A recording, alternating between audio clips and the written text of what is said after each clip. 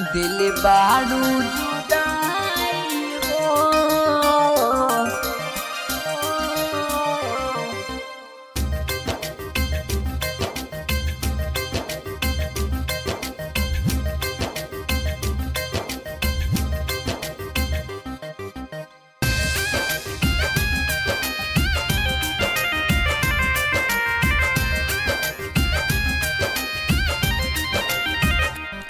दिल बारू जुदाई हो,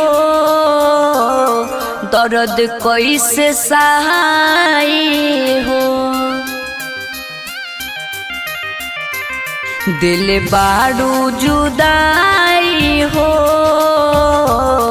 दर्द कैसे सहाई हो।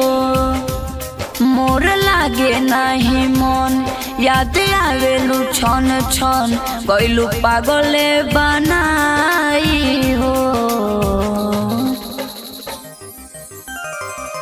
दिल बारू जुदाई हो, दर्द कैसे सहाई हो। दिल बारू जुदाई हो, दर्द कैसे सहाई हो।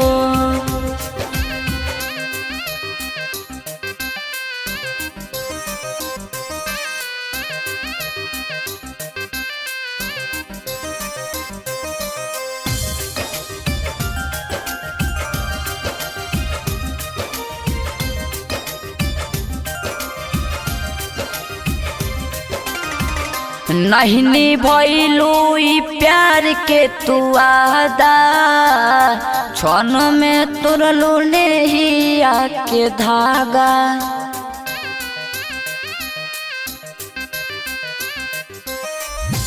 नहीं निभैलू प्यार के तू आदा, क्षण में तोड़लू नेहिया के धागा। लोरी अखिया में दिहलू बहाई हो। दिल बारू जुदाई हो, दर्द कैसे सहाई हो। दिल बारू जुदाई हो, दर्द कैसे सहाई हो।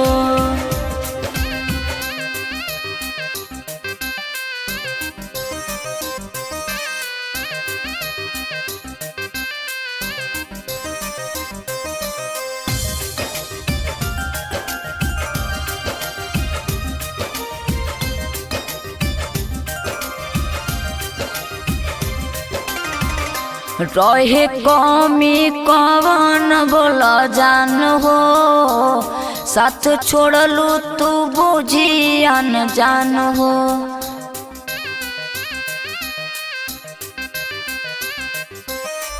रहे कमी कवन बोला जान हो, साथ छोड़लू तू बुझी अनजान हो। श्याम लकी के गैलू ठुकराई हो। दिल बारू जुदाई हो, दर्द कैसे सहाई हो। दिल बारू जुदाई हो, दर्द कैसे सहाई